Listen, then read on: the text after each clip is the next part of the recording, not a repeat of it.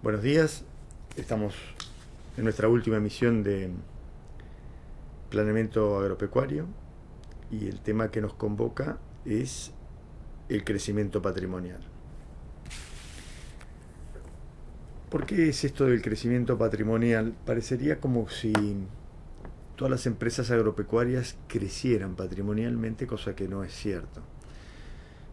Muchas crecen, otras no crecen y en realidad no es dependiente del resultado del crecimiento, sino a veces sí, digamos, por supuesto, para poder crecer, la potencialidad de crecer, hay que tener un buen resultado, disponer de un buen resultado. Ahora, esta facultad de disponer de un resultado no implica que va a ser aplicado a esa empresa.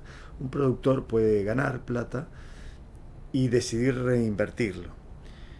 O puede ganar plata y decidir gastárselo, o puede ganar plata y decidir invertirlo en otra actividad no agropecuaria o en otra actividad agropecuaria que no tiene nada que ver con esa empresa. Eh, para esto, o para internarnos en el tema del crecimiento patrimonial, vamos a hablar también del resultado, pero también vamos a hablar de cosas que ustedes ya han practicado de alguna forma, se han ejercitado en ello y ya tienen una idea cabal de cómo se interpreta esto. Un ejemplo es el tema de la producción de carne. Cuando ustedes analizaron la producción de carne, tuvieron que aplicar una fórmula muy sencilla en la cual a las ventas le restábamos las compras y de esta forma obteníamos casi o una primera aproximación a la producción de carne. Porque lo que se vendió por encima de lo que se compró podría ser la producción de carne. Después descubrimos que no, porque un productor podría haber empezado con 1000 cabezas y haber terminado con 2000, a igualdad de peso por cabeza, en cuyo caso parte de la producción no la habría vendido, o toda la producción no la habría vendido. Ahí es que nos internamos en el tema de la variación, de la diferencia de inventario, como elemento para agregar a esta diferencia entre ventas y compras y tener así lo que es la verdadera producción de carne. O sea, a las ventas menos las compras hay que sumarle la diferencia de inventario.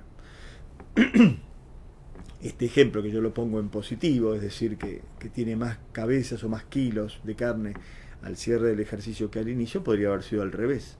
Alguien que está en un proceso de liquidación, voluntario o involuntario, podría estar disminuyendo su cantidad de kilos en el campo, con lo cual la diferencia de inventario sería negativa, es decir, que vendió más de lo que se produjo, y si vendió más que de lo que se produjo, termina teniendo menos kilos. Alguien puede vender menos de lo que se produjo y terminar teniendo más kilos. Por lo cual esto de la diferencia de inventario ya de por sí es un elemento importante para calcular la producción de carne, que es una cosa física, ¿no? Una medida de producción física. Después pasamos al tema del margen bruto y ahora tenemos que valorizar tanto las ventas como las compras como la diferencia de inventario. Y a la diferencia de inventario le damos un valor y forma parte del ingreso de la actividad. Bueno, en este derrotero es que tenemos que tener bien en claro las existencias al inicio, las existencias al cierre, así como todos los cambios de categoría y todos los movimientos que hubo en el proceso productivo de la actividad ganadera. Y muchas veces esto lo hemos eh, denominado como bien de cambio, casi todo lo que tiene que ver con la hacienda. Nosotros nos abocamos fundamentalmente al tema vacuno, ganadería de invernada, de cría, de tambo. Pero bueno, también se puede aplicar al lanar, al porcino, al aviar, digamos, todo lo que tenga que ver con animales. Eh, por supuesto que contablemente hay muchas cosas más precisas, por así decirlo, en cuanto a que la vaca se amortiza y demás. Nosotros en realidad, como entendemos que el proceso productivo, los bienes, todos tienen un mercado y todos se pueden colocar, referido a la hacienda, ¿no?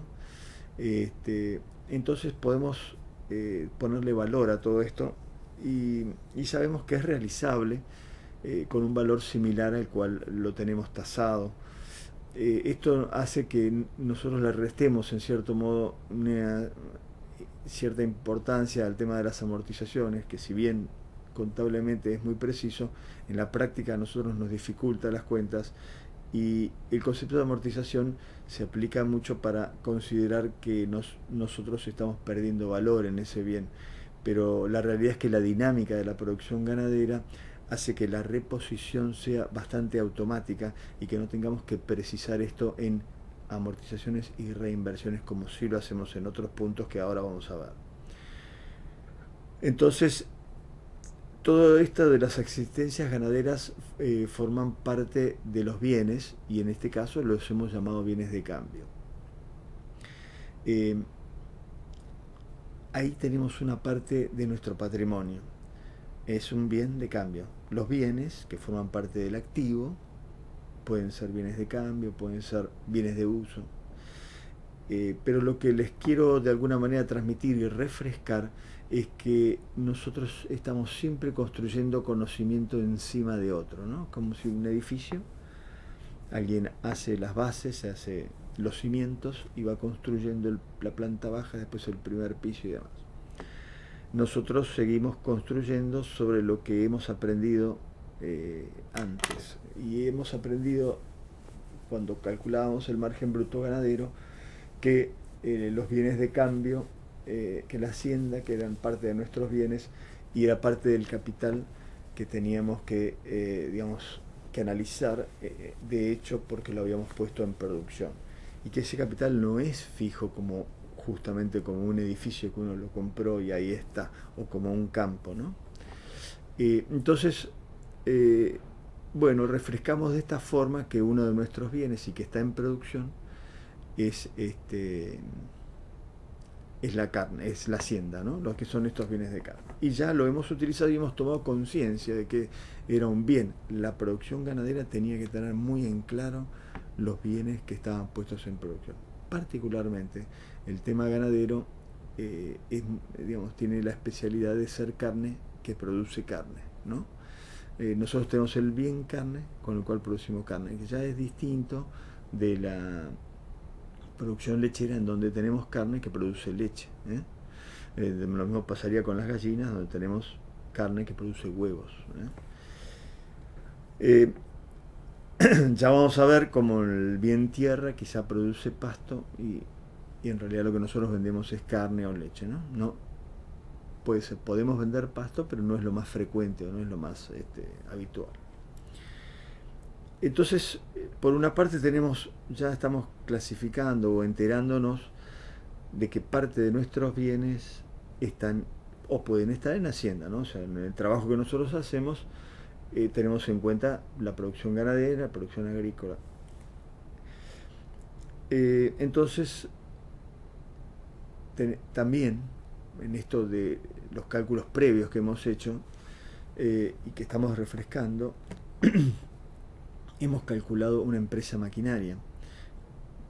El trabajo nuestros productores tienen empresa maquinaria. Sabemos que no todos, pero nosotros sí, porque nosotros queremos aprender más. Entonces en nuestra empresa, nuestro productor tiene maquinaria. Y esto de ya tener es una idea de valor económico, ¿no? Poseer, tener, tiene maquinaria. Tiene maquinaria por muchas razones, porque quiere hacer los trabajos como a él le gustan, quiere hacer los trabajos en el momento que él cree que es más oportuno, y esa es fundamentalmente la razón. Hay otras análisis que hacemos nosotros cuando calculamos el resultado de la empresa maquinaria, que tiene que ver con si nos está costando muy cara o no en comparación a la posibilidad de tercerizar ese servicio. Sabemos que hay empresas que prestan el servicio de labores, que llamamos contratistas, y nos interesa saber, por un lado, cómo un productor que tiene maquinaria propia compara su actividad maquinaria con el servicio que se puede prestar, y por el otro es porque nosotros somos técnicos en producción agropecuaria y como tales nuestro trabajo puede estar del lado de un productor que tiene todos los componentes para producir, o de un lado de una prestadora de servicios en donde el servicio que se presta es la maquinaria. Esta es una empresa rural, la empresa maquinaria, que puede ser simplemente prestadora de servicios o puede ser una empresa asociada con un pool de siembras, donde su retribución será la producción granaria, ¿no? Bien, lo cierto es que cuando nosotros consideramos el tema de la empresa maquinaria, entendemos que hay allí un capital puesto bastante importante. Un capital que produce labores. Produce labores y su capital está compuesto por herramientas, por tractores, por sembradoras, por carros mezcladores, por pulverizadoras, cosechadoras, etcétera. Hay un factor importante por el cual no analizamos el tema de la cosechadora, y es porque la cosecha suele ser netamente prestadora de servicios. Hay muy pocos productores que tienen su propia cosechadora. Esto tiene sus explicaciones, pero no vamos a entrar en ese detalle. Lo que sí nos interesa a nosotros es que hemos calculado ese bien ya. Y ahora lo tenemos que juntar con el patrimonio, con la parte del activo Hacienda, para empezar a ver todo el capital que tiene el empresario rural.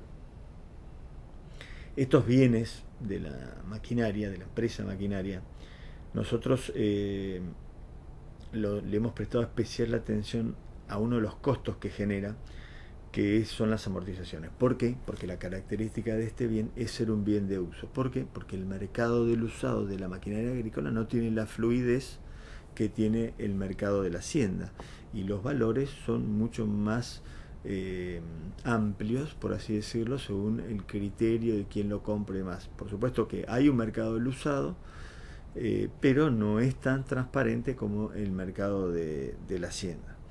Por eso nos ocupamos más de que estos los asociamos más a bienes de uso, y nos ocupamos de ese costo que genera, que es la amortización. Y esto que ustedes han calculado, considerando que el grueso de la maquinaria de la que disponemos en los campos tiene una vida útil de 10 años, si bien contablemente se toman otros valores, para nosotros está bien considerar todavía una vida útil de 10 años, es un gasto que consideramos, y ese bien, una vez que ha pasado un año, tiene un 10% menos de valor. Si no lo reinvertimos, el conjunto de la empresa tendrá puesto a producir menos capital. Y la reinversión no es tan automática como pasa con la hacienda.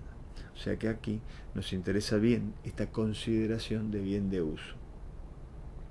Es decir, que hasta ahora estamos considerando parte de los activos como en la hacienda, otra parte de los activos con la maquinaria, y nosotros esos activos ya los tenemos calculados. Ahora seguimos sumando parte de los activos con el tema de la infraestructura. Los campos suelen tener una infraestructura que tiene que ver con, lo primero que salta a la vista son los alambrados perimetrales, adentro de los alambrados internos. Podemos seguir con las aguadas, molinos, tanques, bebederos. Podemos ir más allá considerando las casas donde vive la gente, donde vive la gente que trabaja, los dueños.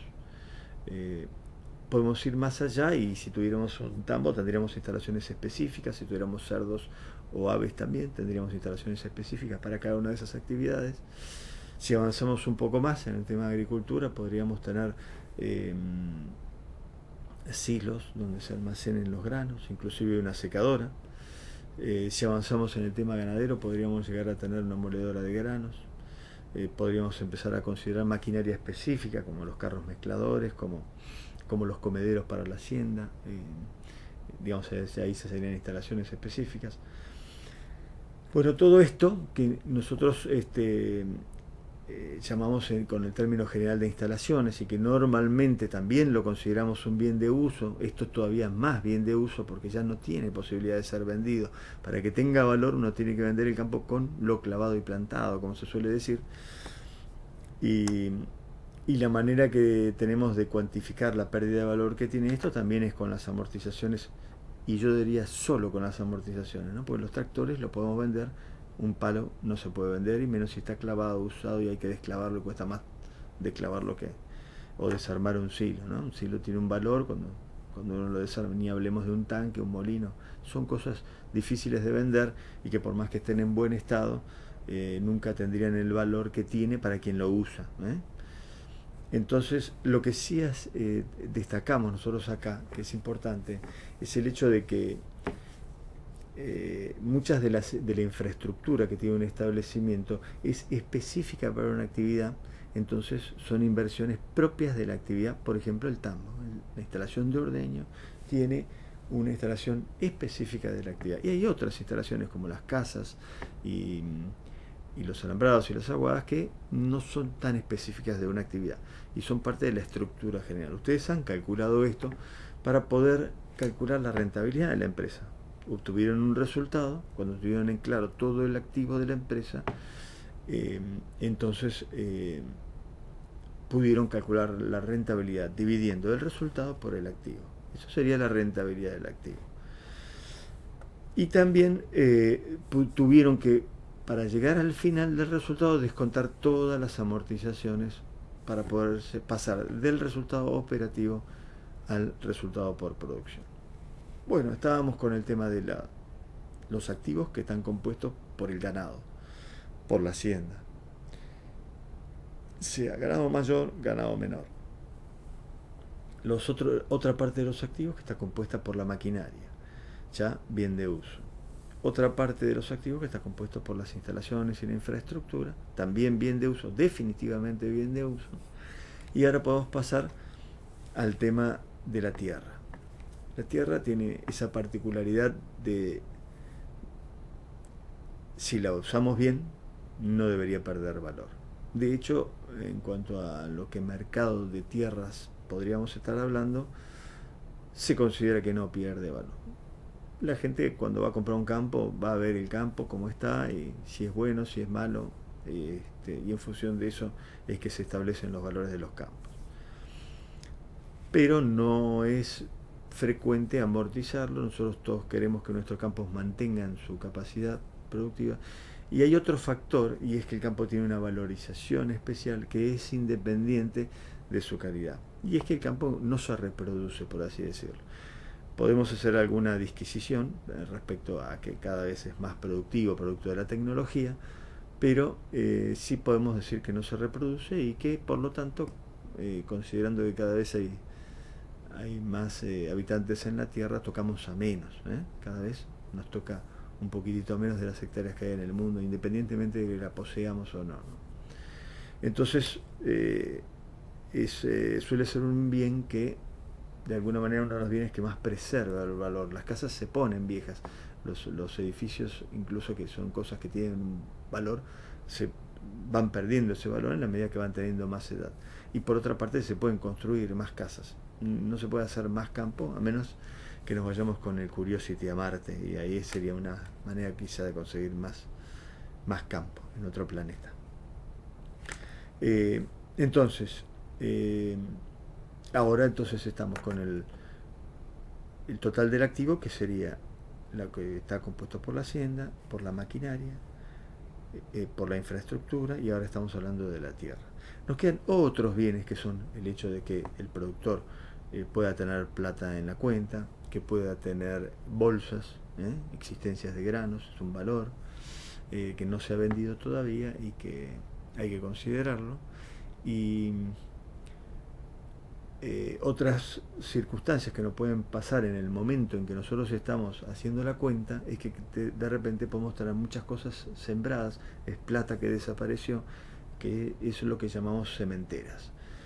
Y estas sementeras tienen un valor porque yo invertí en eso, trabajos, invertí semilla, invertí agroquímicos, y está todo ahí. Y hay un capital que está enterrado que es muy difícil de evaluar.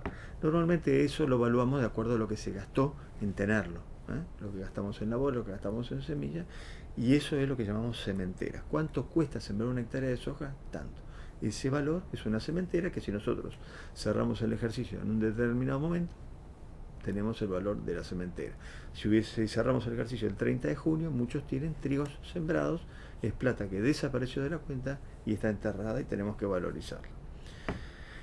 Así tenemos un panorama del activo. Y a partir de ahí, para considerar lo que es un patrimonio, tenemos que empezar a considerar las deudas, los pasivos. El patrimonio es la diferencia entre el activo y el pasivo, lo que tenemos y lo que debemos. Podemos tener $1.000.000 en activo, pero si debemos 200.000, nuestro patrimonio en realidad es de 800.000. ¿Por qué? Porque si saliéramos del negocio, tendríamos que pagar nuestras deudas y lo que nos quedaría sería lo neto, el patrimonio neto. A partir de ahí, lo que nos interesa como producto de un resultado a través del año es el crecimiento patrimonial. A esto es a lo que queríamos llegar, recurriendo a los saberes previos que tienen ustedes en el conjunto de la materia. Tenemos un patrimonio al inicio y como producto de haber trabajado durante todo el año, nuestro patrimonio al cierre cambió, para mejor o para peor. Tratamos siempre de que sea para mejor, ya que nuestros resultados pueden explicar esa variación patrimonial. Después veremos si eso queda en la empresa o la retiramos para nuestros gastos personales. Esta es la manera de ver cómo los productores, retirando utilidades, lo pueden usar para sus gastos personales o para hacer otra inversión si esto excede sus gastos personales. Bueno, hasta aquí lo que queríamos era que tuvieran un concepto claro de lo que es el patrimonio, que la variación patrimonial es exactamente lo que nosotros queremos medir con todo lo que hemos estado midiendo, con todos los resultados, los márgenes brutos, y que en definitiva es lo que nosotros llamamos el resultado global. Y que el resultado global se compone del resultado por producción, del resultado por tenencia, del resultado financiero, del resultado por venta de existencias, y siempre dejamos un resultado no explicado para poder entender la magnitud de nuestros errores de medición. Muchas gracias.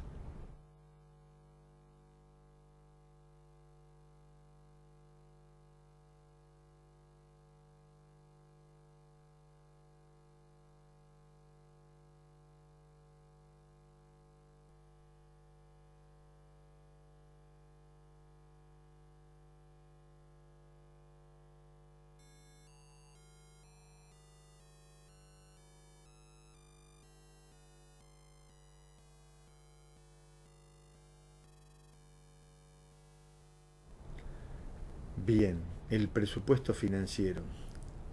¿Qué tema? Eh, Tendríamos que empezar por el presupuesto solo para que nos quede más claro, ¿no? Y también tendríamos que empezar también por entender un poquito la palabra pre y supuesto. Porque pre es de previo, ¿no? Es algo que estoy suponiendo antes. Y bueno, supuesto, ya lo estoy diciendo, es algo que estoy suponiendo que va a pasar. Y por supuesto, hay que suponer con cierto criterio, ¿no? No se puede suponer sobre algo que uno no domina. Digamos, la lógica de esto, de presuponer, tiene que ver con el manejo de cierta información. Y el manejo de cierta información eh, puede ser de todo tipo de información, técnica, académica, histórica, pero sobre todo información experimental. Nosotros usamos todo ese tipo de información para poder presupuestar. Hay algo que normalmente hacemos, que lo primero a lo que llegamos cuando hacemos un plan, es que tenemos ya de alguna manera un plan es un presupuesto, ¿no? Yo supongo que va a pasar esto y que me va a dar este resultado. Para eso primero estuve viendo qué rotación era la más adecuada, cómo se iba a programar mi maquinaria, qué necesidades físicas tenía, cuánta hacienda me cabía en el campo, cuánta maquinaria iba a necesitar en función de todas las labores que tenía que hacer, y todas esas son presunciones, ¿no? Yo estuve pensando que iba a necesitar de todas estas cosas. Por supuesto no salen del aire, hay historia, hay cosas que ya se han medido, que ya pasaron y que pueden volver a pasar. Cuando hago todo esto, le dimos muchísima importancia al tema de los activos, porque tuvimos en cuenta que la hacienda podía venderse lo producido, podía venderse más de lo producido o podía venderse menos de lo producido.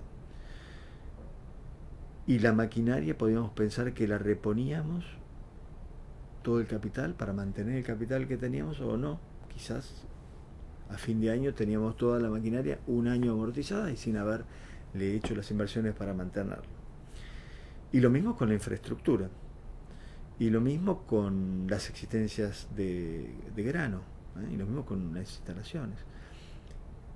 Y es que todo eso es necesario para hacer un plan y para tener un presupuesto económico. Económicamente hablando, esto es así. Sin embargo, todos estos cálculos de alguna manera no reflejan lo que va a pasar, por ejemplo, con mi cuenta corriente. En una palabra, con mi caja, con mi flujo de fondos. Porque si hay más hacienda de la que, digamos, de la que yo tenía antes, lo único que significa eso es que tengo menos plata en mi cuenta. Porque si yo la hubiera vendido, tendría más plata en mi cuenta. Si mi maquinaria está más vieja y no reinvertí, lo que significa eso es que puedo tener la cuenta más holgada, mi caja, mi cuenta corriente, pero tengo menos capital en el campo. Entonces esta sensación de bolsillo, por así decirlo, puede ser muy grata, pero es a costa de tener menos capital. Si yo creí que esta empresa funcionaba con un determinado capital, no sé por qué ahora debo suponer que puede funcionar con menos capital. Y todas estas cosas tienen mucha influencia sobre lo que pasa con la caja. Entonces muchas veces estar holgado financieramente no es señal de que me esté yendo bien económicamente, y viceversa. Muchas veces estar mal financieramente no significa que me esté yendo mal económicamente. Bueno, entonces hay muchas de estas cosas que tenemos que tener en cuenta para funcionar. No es de alguna manera ágil trabajar con estrecheces financieras. Nosotros tenemos que lograr que en nuestro plan surja no solo un presupuesto económico, que hemos organizado las cosas de manera de tener un buen resultado, sino que además vamos a tener un feliz desenvolvimiento en la empresa. ¿Y cómo podríamos ejemplificar esto? Nosotros hemos estado hablando de la maquinaria y hemos hecho una relación entre la demanda de horas de maquinaria que tienen nuestras actividades y la oferta de horas que puede ofrecer nuestra maquinaria, y en función de esto lograr un balance entre lo que el campo demanda para que las tareas se realicen y lo que la maquinaria puede ofrecer. Y tratamos de satisfacer eso. Si cambiásemos la rotación de cultivos, por ejemplo, trigo, soja, maíz, girasol, soja y todo lo que teníamos programado, y ahora porque hay un buen valor de soja decidimos hacer todo soja, lo más probable es que nos encontremos con una estrechez programática en el tema de que toda nuestra maquinaria, querer sembrar todas esas hectáreas de soja en noviembre, no nos alcance. Entonces nuestro presupuesto de maquinaria estaba muy bien armado para esa rotación y ahora la cambiamos por una soja y no nos alcanza.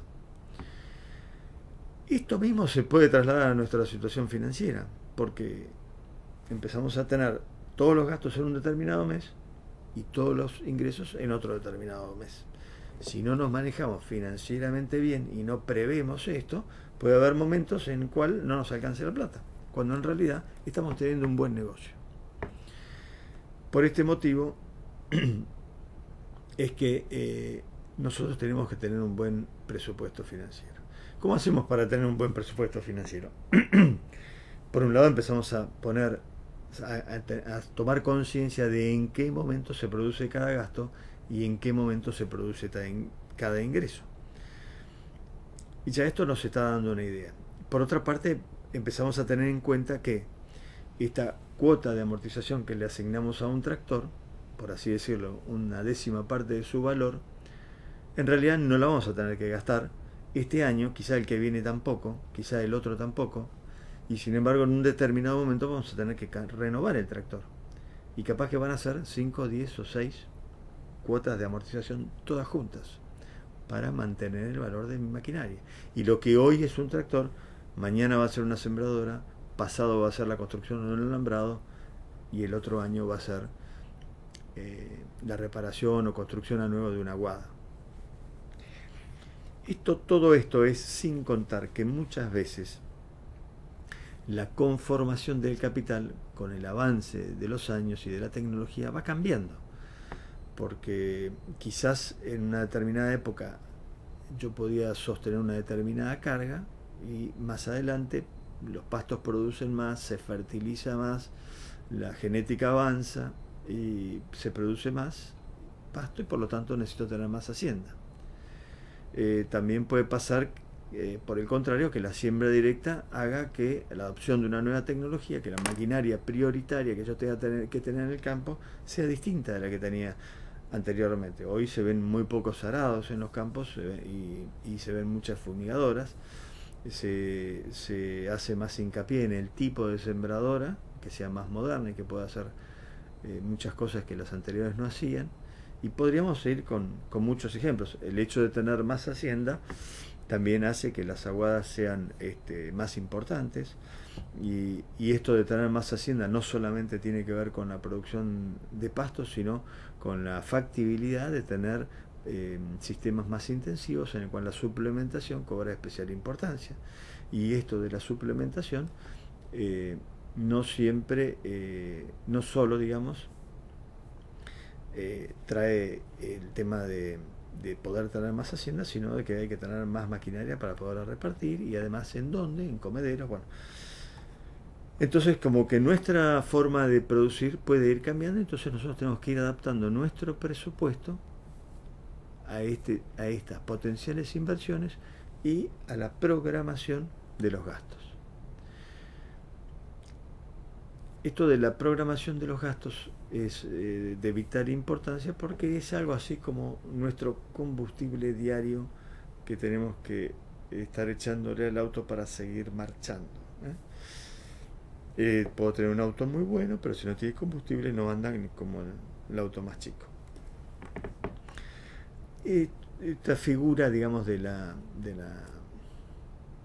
flujo de caja, pues lo podemos convertir en una metáfora como la del auto o como la sangre, que todo nuestro alimento va circulando por nuestra sangre proveyendo oxígeno y alimento y energía a los lugares en donde se va necesitando, ¿no? Y acá, digamos, la sangre de la empresa es la caja, ¿no? La cuenta corriente, como uno lo quiera. Es más fácil de visualizarla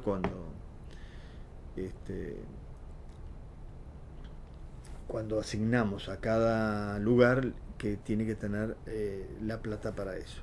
No necesariamente tiene que ser dinero, o sea que yo voy a estar pagando todo esto, lo financiero, sino que eventualmente yo puedo estructurar las compras, las ventas de manera tal que caigan en un determinado momento. En esto no hay ninguna ciencia, todos sabemos lo que son los planes canjes, sabemos lo que son las compras a plazos, y las compras a plazos pueden venir con una determinada financiación, que puede ser del mismo proveedor, puede ser de la empresa de la cual ese proveedor es representante, puede ser un convenio con un banco que venga con una tarjeta agropecuaria, puede ser que venga directamente con un crédito y entonces intervienen entidades financieras, ¿no? Muchos de ustedes encuentran que cuando hacen el presupuesto financiero tienen agujeros. Esto es lo mismo que pasa con el presupuesto forrajero o incluso con la programación de la maquinaria. Cuando en el presupuesto forrajero se nos produce un bache, tenemos que suplementar. Cuando en la maquinaria se nos produce un agujero, digamos, tenemos que contratar el servicio de una empresa maquinaria externa, o sea, tercerizar esa labor. Y en el caso nuestro podemos tomar un crédito, tomar un acuerdo de descubierto, usar un mecanismo de financiación o pedirle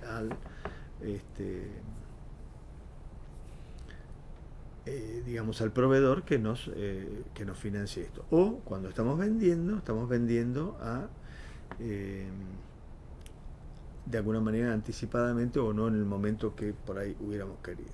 Este tema es muy importante porque suele ser el manejo del dinero la parte más costosa de alquilar. Nosotros sabemos que un contratista lo llamamos, nos hace una determinada labor y sabemos cuánto nos va a costar. En cuanto al dinero, el no tenerlo previsto o no tenerlo acordado puede ser muy costoso. Por ejemplo, nosotros sabemos que el mejor insumo, la mejor semilla para esta soja es esa que queremos comprar, y si tenemos la plata nos ofrecen esta alternativa para... Cuando esto no es así, nosotros quizás ese proveedor no necesita, no tiene esa soja que nosotros queremos, pero como no tenemos la plata no la podemos comprar, tenemos que ir a otro proveedor en donde nos va a vender lo que él tiene, pero sí tiene la financiación. Entonces nosotros no estamos eligiendo lo que creemos que es mejor para nuestra empresa, sino estamos eligiendo aquello que tiene financiación. Y muchas veces la financiación de los proveedores puede ser más costosa que la financiación bancaria. De la misma forma, esto de adelantar ingresos vendiendo el grano anticipadamente o no en el momento en que nosotros quisiéramos, nos puede producir una caída en el ingreso suficientemente importante y que no es tan fácil de medir.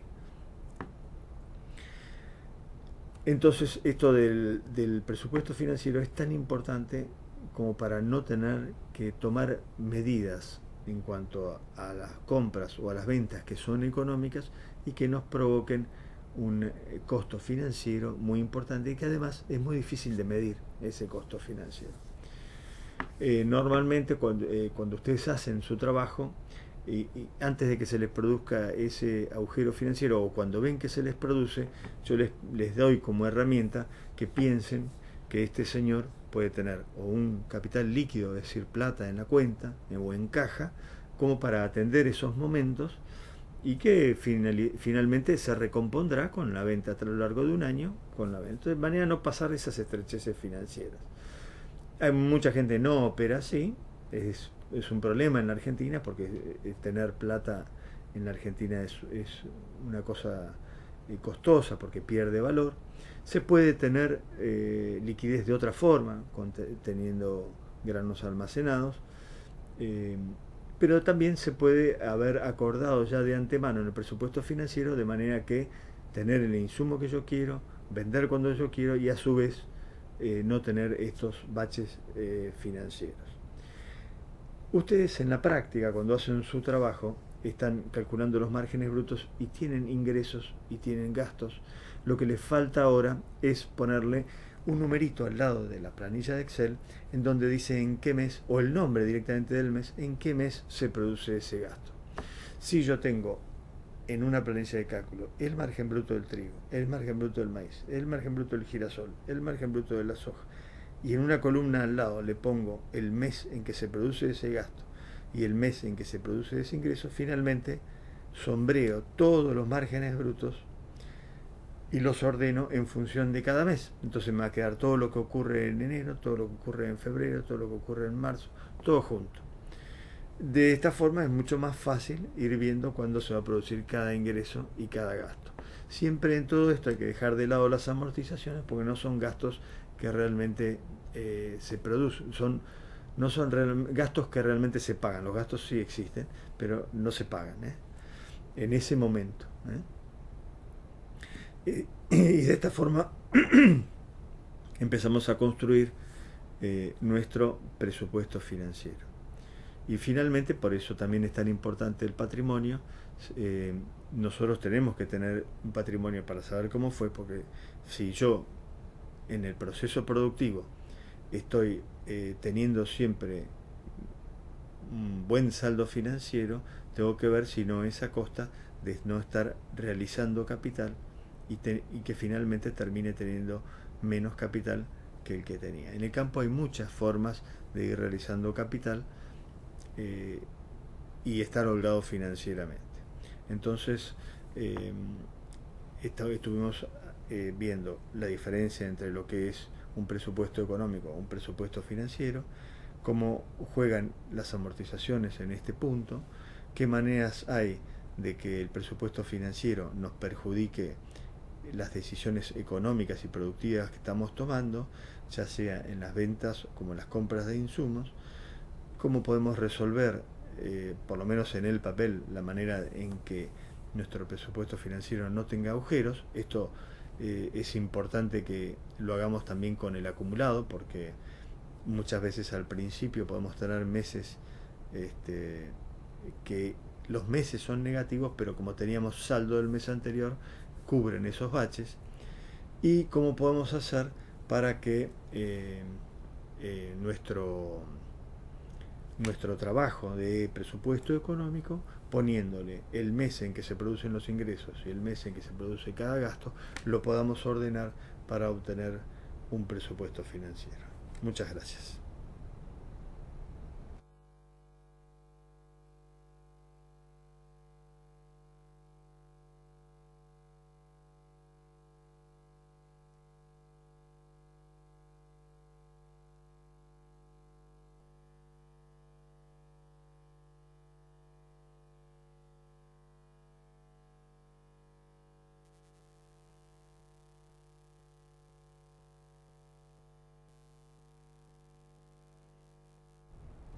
Buenos días. Modelos. Eh, Cuando ustedes terminan haciendo un plan, no tienen por qué creérselo. Un plan, como dijimos en la clase de presupuesto, es un presupuesto económico. Es algo que puede pasar y que tenemos muchos elementos para que eso pase. Tenemos información, tenemos experiencia. Esto de la información y la experiencia es parte de la información, ¿no? Digamos, son cosas que han pasado y que pueden volver a pasar. Pero por otra parte,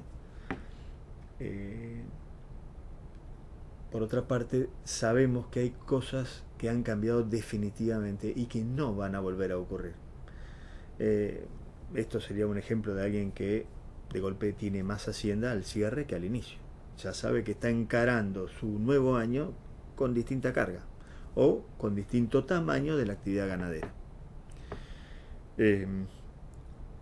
Pueden haber cambiado sustancialmente los precios relativos. No solo esto lo podemos saberlo en el presupuesto, y lo estamos haciendo en función de eso. También pueden cambiar durante el año. Podemos haber tomado medidas como haber puesto una planta de silos donde no la había, haber puesto un tambo donde no lo había, haber puesto un equipo de riego donde no lo había, y ya nuestro plan es distinto. Es decir, que la experiencia no la tenemos. Quizá tenemos información respecto a la experiencia de otro. Pero también tenemos que ver en todo caso cómo está influenciando eso que hemos cambiado en nuestra empresa. Porque esa experiencia de otro es en otra empresa. Y ahora la estamos poniendo en esta empresa. Nuestra empresa puede ser más grande, puede ser más chica, puede tener más o menos infraestructura, puede tener distintos objetivos. Así es que lo que obtenemos con nuestro primer plan es un modelo. Y por supuesto nosotros queremos saber qué pasa así. Porque una vez que lo construimos, no es para casarnos con él, sino para empezar a evaluar distintas alternativas. Las alternativas pueden ser externas o internas, o como se dice, extrínsecas o intrínsecas, hablando un poco más en difícil. Estas externas pueden ser atribuirse a los mercados, que demandan más o demandan menos, o que los productos tienen más o menos valor. Y puede ser internas en el sentido de las decisiones que se toman respecto a los riesgos que se quieren correr. Pueden cambiar los objetivos. Ustedes han elaborado un modelo, un plan a base de principalmente de la rotación agrícola y la rotación ganadera. Y nosotros hemos puesto énfasis en la rotación porque hay mucho de técnico en esto de lograr un mejor margen y un mejor ingreso global de la empresa agropecuaria en la agricultura, por la distribución, por el aporte de los distintos cultivos al suelo, al ciclo de las malezas, ciclo de los cultivos, y en la ganadería cuanto a la oferta forrajera que produce cada rotación. Entendemos que hay un contenido técnico que produce ciertas restricciones frente a las cuales nosotros producimos el modelo que más ingreso genera. Que más ingreso genera en determinadas cuotas de riesgo. Y esto de alguna manera nos está determinando el modelo. No hay ningún problema en que alguien decida que su modelo incluye soja.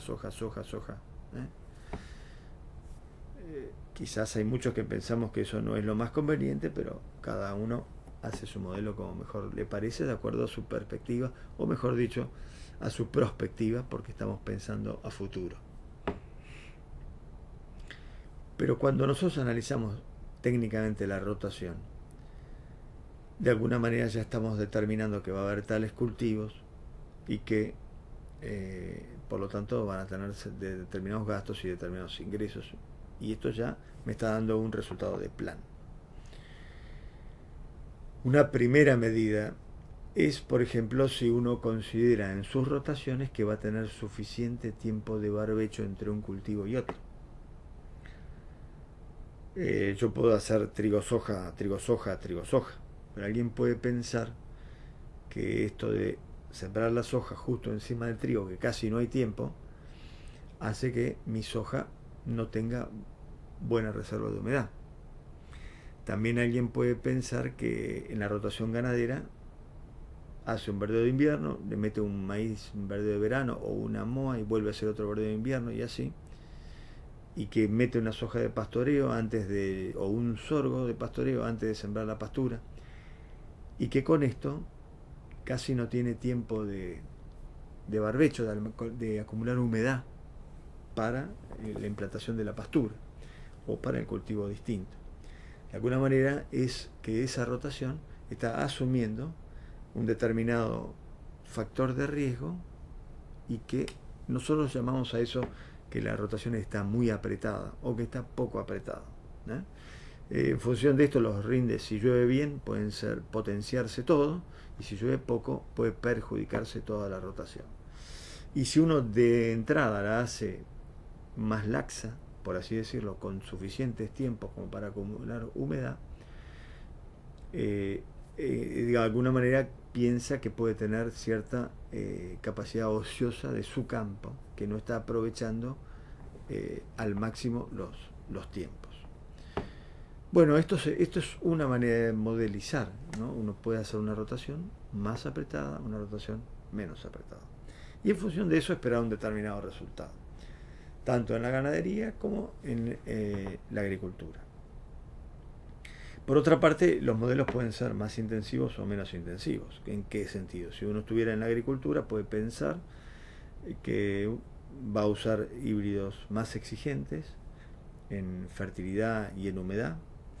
Puede pensar que va a utilizar densidades más exigentes en fertilidad y en humedad, y en función de esto fertilizar más o menos.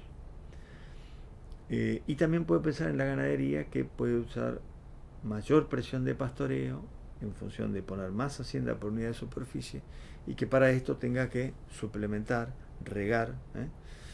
Lo de regar corre también para la agricultura. La mayoría de las veces, además de riesgo, estas decisiones suelen implicar mayor costo y muchas veces también mayor inversión, mayor capital puesto en juego para que esto genere un modelo diferente. Una vez que generamos este modelo diferente, debemos medirlo de vuelta, ponerle valores a todos y ver qué resultado.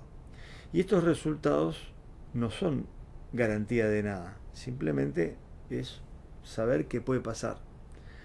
Y saber que a partir de esto, los valores que adquieren tanto insumos como productos, o las relaciones entre insumos y productos aplicados al nuevo modelo, pueden generar resultados diferentes en función de diferentes circunstancias.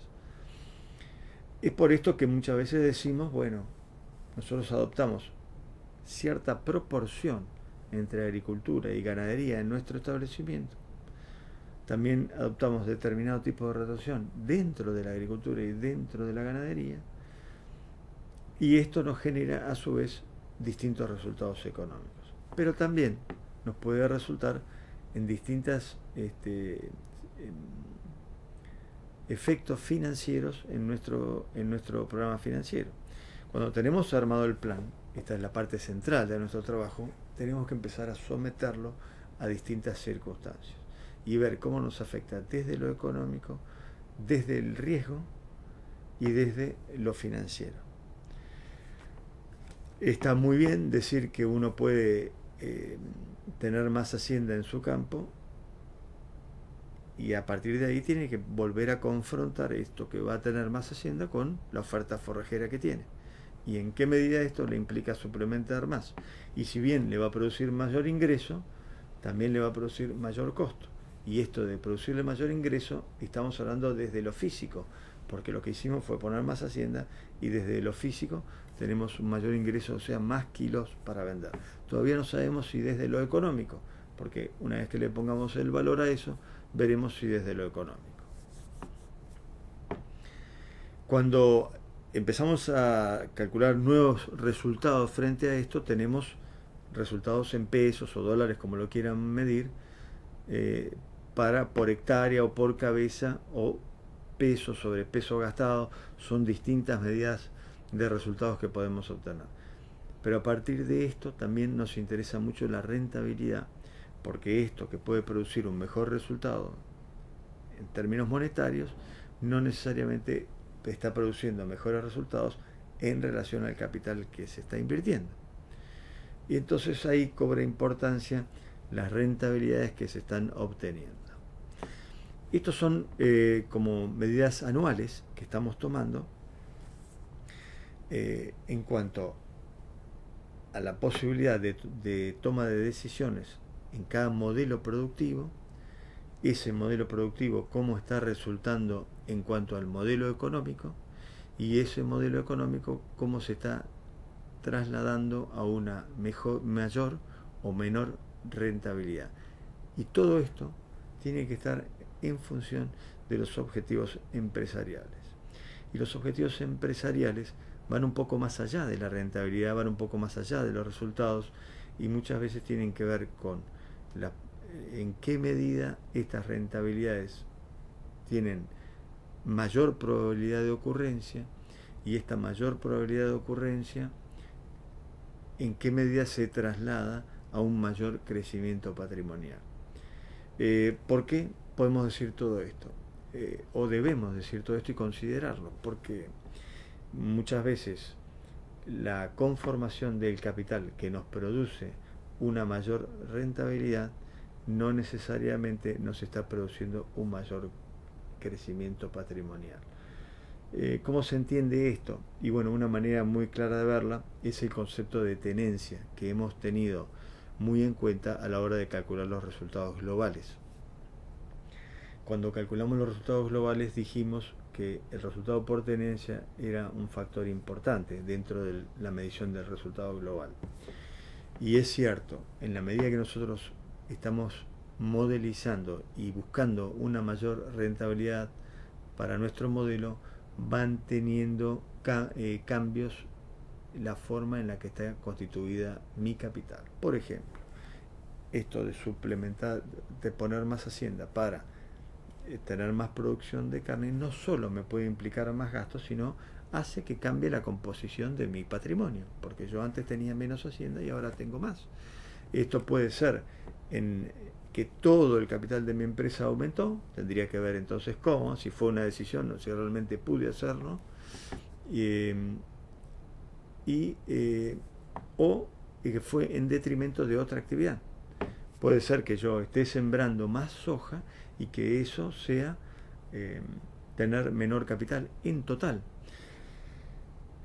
Fíjense, uno puede decir que ustedes pueden ver en sus propios trabajos que el costo de sembrar maíz es X y el costo de sembrar soja es X. Y que suele ser más costoso o mayor inversión sembrar maíz, porque necesita más plata una sementera de maíz que una de soja. Entonces alguien que no tiene tierra puede pensar que con la misma plata que siembra 1000 hectáreas de maíz podría sembrar 2000 hectáreas de soja. Fíjense qué importancia puede tener en mi modelo productivo esto de elegir un cultivo u otro. Pero también es cierto que alguien que tiene 1000 kilos por hectárea de carga de hacienda, quizás con esa hacienda podría sembrar, que tiene en 500 hectáreas, ese capital le permitiría sembrar 1500 hectáreas.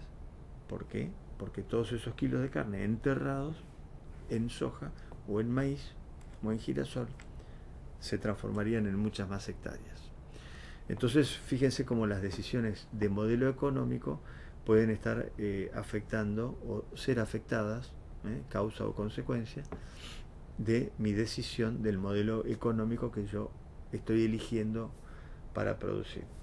De la misma forma, alguien que decide poner un tambo puede estar pensando que está teniendo menos hacienda porque podría haber crecido en ganadería, y sin embargo en ganadería de carne, y sin embargo está transformando quizá bienes de cambio, como sería la ganadería de carne, en bienes de uso, como es una instalación de tambo. O alguien que podría pensar que podría estar comprando un pedacito de campo vecino, deja de comprar ese bien para poner una instalación. Esa instalación va a valer menos con el tiempo y el pedacito de campo que deja de comprar va a valer más con el tiempo.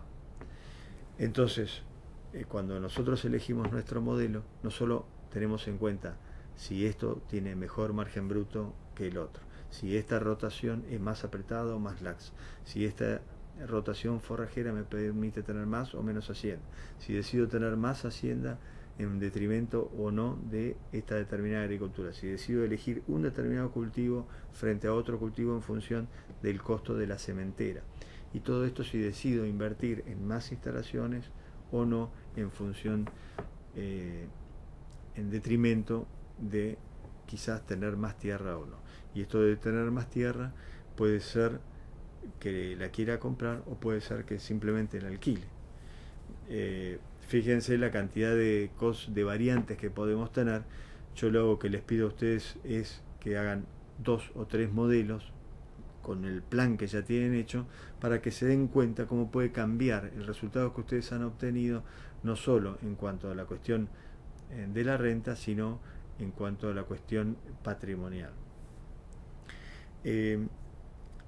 Esta decisión, muchas veces de decisiones empresariales de crecimiento, no siempre están avaladas por un verdadero crecimiento patrimonial. Alguien puede decir, por así decirlo, estoy explotando, digamos, no es la mejor palabra, estoy administrando o haciendo producir mayor cantidad de hectáreas y sin embargo puedo tener menos capital. Un ejemplo clásico es un tambero ganadero que tiene el campo lleno de hacienda y tiene 1000 hectáreas y si no hiciera todo eso y vuelca todo su campo a producir soja, le queda mucha plata y puede estar sembrando ahora sus 1000 hectáreas más las 4000 que pudo alquilar con todo eso, y ahora uno puede ver que es una potencia que siembra 5000 hectáreas y sin embargo puede tener en todo esto menos patrimonio que el que tenía antes. De la misma forma, alguien que tenía la posesión y la escritura de 1000 hectáreas puede venderlo y con la plata que saca con ese campo a lo mejor puede sembrar 10.000 hectáreas y comprarse la maquinaria para hacer todo eso y aún así estar teniendo menos patrimonio que el que tenía antes. Como ven, las posibilidades de movilizar todo el capital para para que produzca otra renta, incluye otro modelo de producción, y lo que yo pretendo que incorporen ustedes en su manera de pensar y también en el trabajo es esta sensación de que, o esta construcción de una realidad distinta en la cual uno puede participar, se puede participar, no es solamente la lluvia y los mercados los que van a alterar mi modelo de producción, sino mi decisión empresarial de exponer mi modelo de producción a esas contingencias climáticas y de mercado de una manera distinta. No es lo mismo salir a la calle con paraguas que sin paraguas, frente a o una tormenta, o con sombrero o con anteojo de sol frente a un sol radiante. Entonces, esta decisión que uno toma, como se va a exponer al clima, por ejemplo, o a los mercados, tiene mucho que ver con una decisión empresarial, de cómo pone los factores de producción a esos riesgos que nos somete la economía y el ambiente. Muchas gracias.